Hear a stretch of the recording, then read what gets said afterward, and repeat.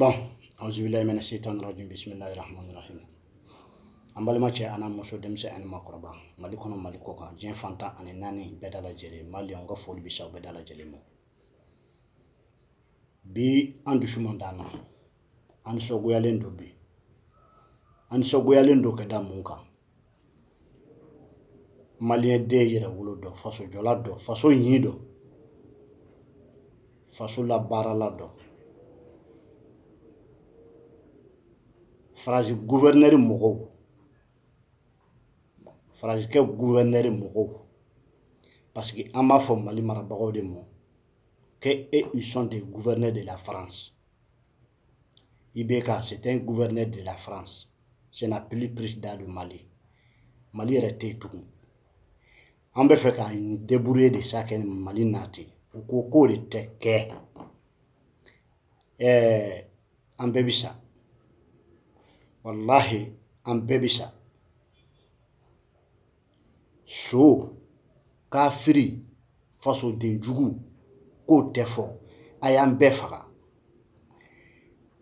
Mɔgɔ minnu m'u dogo silamɛya kɔfɛ ni dulokiba jɛman ye ani bomoji ni galontigɛ, k'a sɔrɔ u ni politique mɔgɔw da bɛ file kelen na contre Mali, aw bɛɛ de ko don. Aw bɛɛ politique mɔgɔw, kafiri, diinɛ ɲɛmɔgɔ min ni e bɛ kɛ diinɛ birifini biri la ni Ala tɔgɔ ye k'i dogo kɛ mɔgɔw tɔɲɔ, kafiri, a bɛɛ. Diinɛ ɲɛmɔgɔ ɲumanw ko tɛ dɛ. En tant que mɔgɔ min ni e dalen b'a la Ala bɛ kɛ min fɔ k'e b'o sira kan, n kan tɛ aw ma. Mais ni e de y'a dɔn ko e saralen de don contre Mali,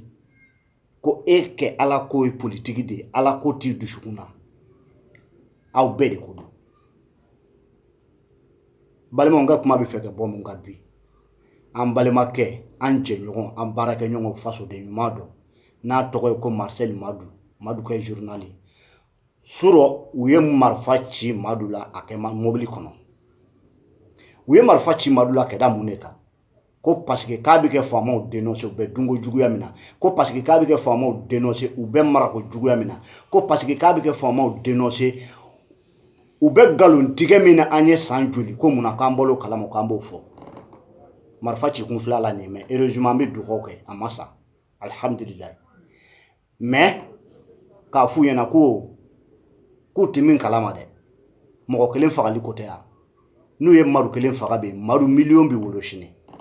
N'u ye Arasbachi kelen faga bi, Arasbachi miliyɔn bɛ dugukolo sanfɛ déjà. An ka taa fɛ han, n'aw y'a dabila aw ɲɔgɔn halakilen den tɛ yen, n'aw y'a dabila aw ɲɔgɔn dangaden fila ma wolo,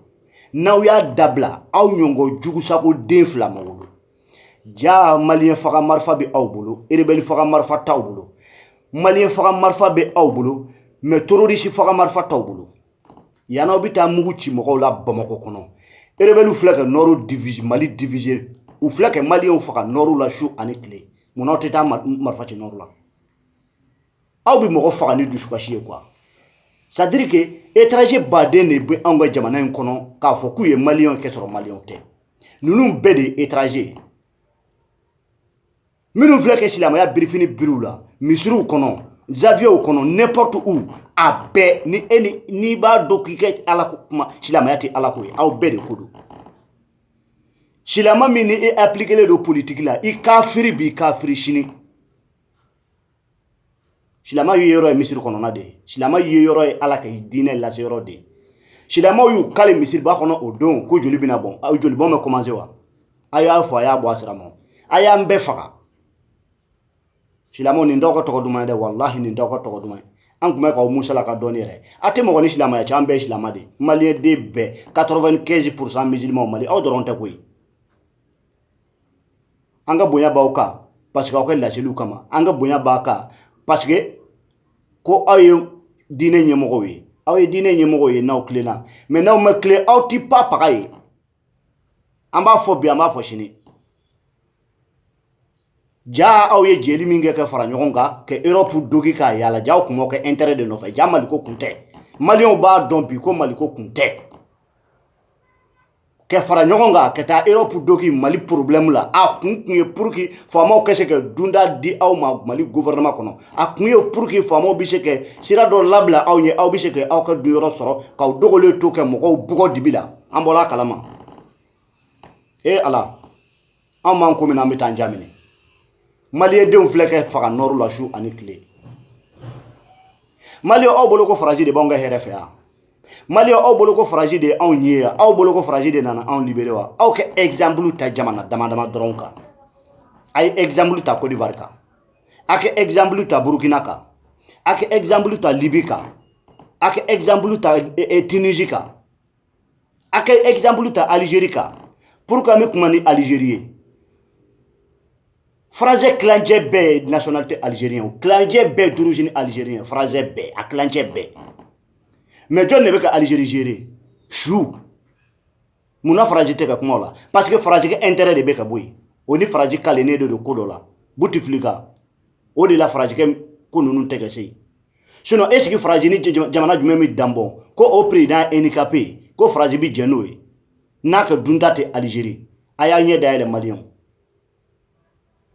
Faraji ma deli k'a kɛ armée ta jamana si sɛgɛrɛ k'a bɛ taa jamana état libéré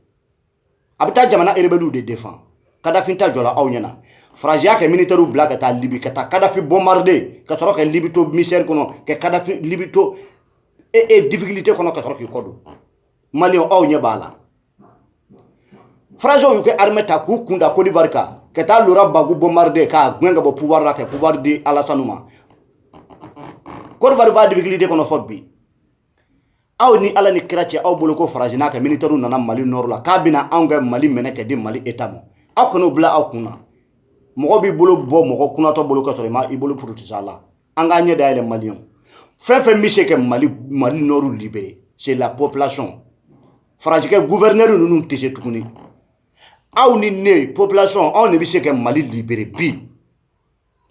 aw ni ne anw de bɛ se ka Mali kɛ difficulté ban bi aw ni ne anw de bɛ se ka Mali kɛ problème résolu Faraji ma sira diɲɛ foyi ɲɛ ni population tɛ Faraji tɛ sira Mali état ɲɛ parce que Mali état saralen do Faraji bolo parce que Mali état menacé do Faraji fɛ parce que Mali état était contaminé pour la France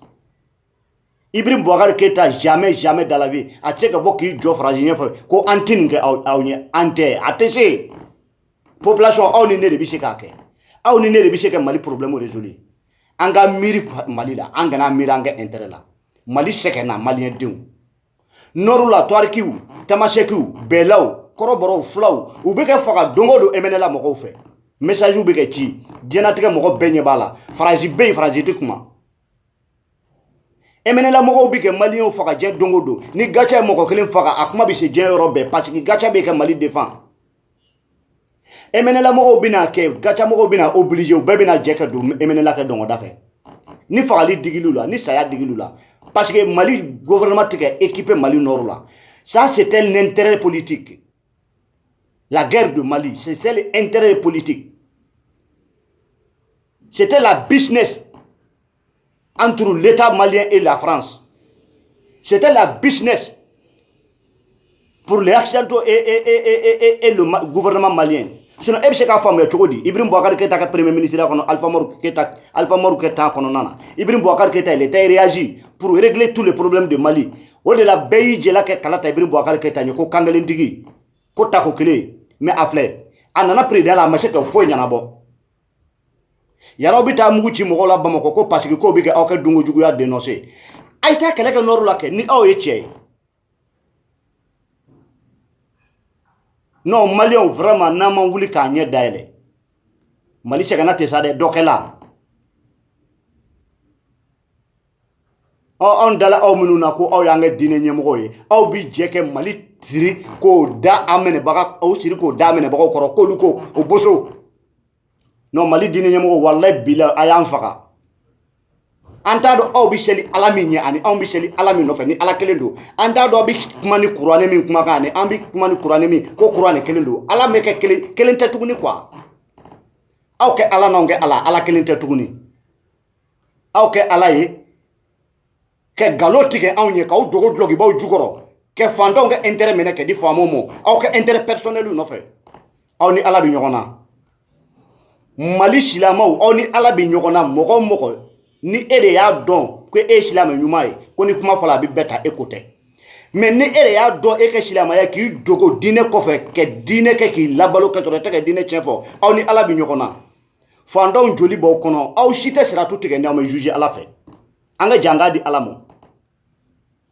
wagati bi ko bɛɛ tiɲɛ bange mun de kelen kosɔn aw bi taa marifa ci Madu la ko parce que k'a ye tiɲɛ fɔ mun de kelen kosɔn aw bi taa mugu ci Madu la Bamakɔ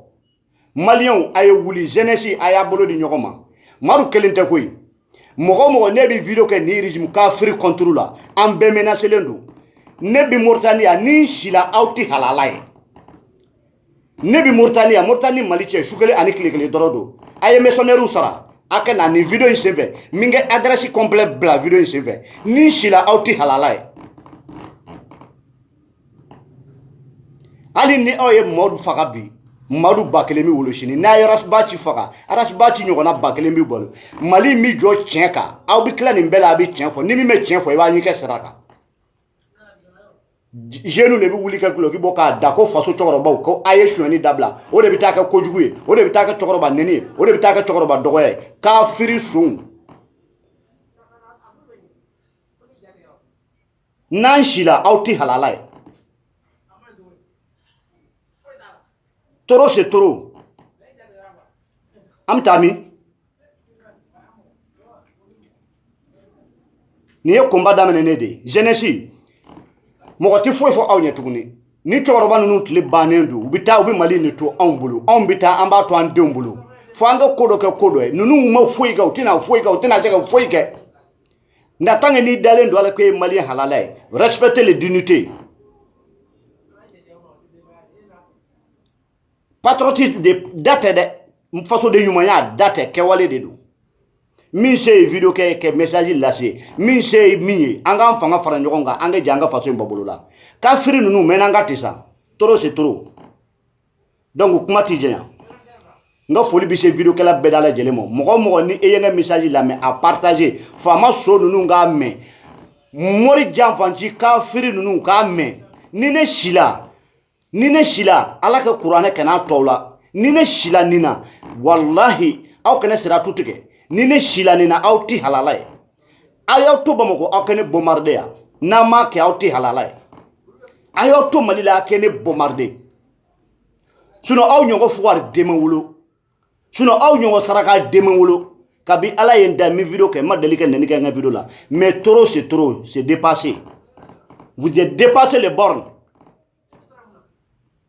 Pourquoi aw bɛ taa mugu ci Madu la pourquoi a ye mun kɛ a ma foyi kɛ sonyani kɛ dabila jamana kɛ jɔ tiɲɛ kan o de kɛla kojugu ye sonyani kɛ dabila jamana kɛ labaara tiɲɛ kan o de kɛla kojugu ye mɔgɔ mɔgɔ ne bɛ Maliko la i kɛ intérêt personnel kama ala k'aw démasquer mɔgɔ mɔgɔ ne bɛ fasoko la i kɛ intérêt personnel kama ala k'i to janfa la mɔgɔ mɔgɔ ne de ko kɛ faso baara tiɲɛ kan ala k'i kun bɔ i bɛ dibi min na ala kɛnɛ janfa si la an ka jɛ an ka faso in baara an ka bɔ janfanciw bolo kuma in ti jɛnya dɛ n ka foli bɛ video kɛla bɛɛ da lajɛlen ye Rasbachi k'i to i ka tournée kɛyɔrɔ la i janto i yɛrɛ la dengɛ selen don fan bɛɛ mais denkɛ ni barikama kunkolotigi ti bɛ janfa dengɛ kɔnɔ n'i tɛgɛ bɛ ala bolo an bɛ jɛ k'i kalifa ala ma ala min ti kalifa tiɲɛ ala k'i ɲuman ta i ka tournée na ala k'i ɲuman segin Malien den minnu n'aw bɛ Mali kɔnɔ an bɛ dugawu kɛ soit être vigilant Aras Kebe soit être vigilant tous les gens qui font les vidéos a ye message partagé a y'a janto yɛrɛ la Mohamed Traoré depuis Canada mɔgɔ mɔgɔ ne de bɛ video kɛ soit la Yaya Haidara an k'an hakili to ɲɔgɔn na an kɛ bɛn video kɛla bɛɛ Jo Bala depuis Sénégal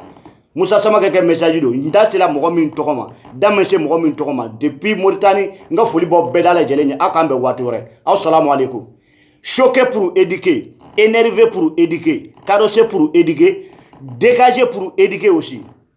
brutalisé pour éduquer aw k'an bɛn waati wɛrɛ